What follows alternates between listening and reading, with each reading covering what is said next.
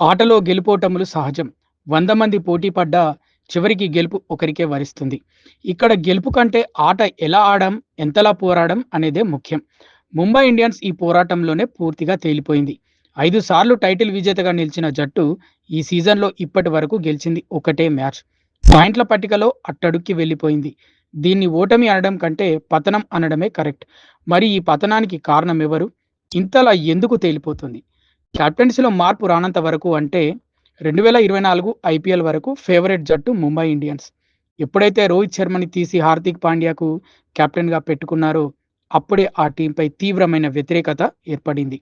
Team India సారథిగా ప్రాతినిధ్యం వహించిన రోహిత్‌ని పక్కన పెట్టిన ముంబై ఫ్రాంచైజీపై పీకల దాకా కోపం పెంచుకున్నారు ఫ్యాన్స్. సీజన్ మొదలు కాకముందే విపరీతమైన ట్రోలింగ్ మొదలుపెట్టారు. నిజానికి ఇంత ద్వేషం అభిమానుల నుంచి వస్తుందని యాజమాన్యం ఊహించలేదు. సీజన్ మొదలయ్యాక స్టేడియంలో స్వయంగా రెస్పాన్స్ చూసిన Nita Ambani and family shock తింది.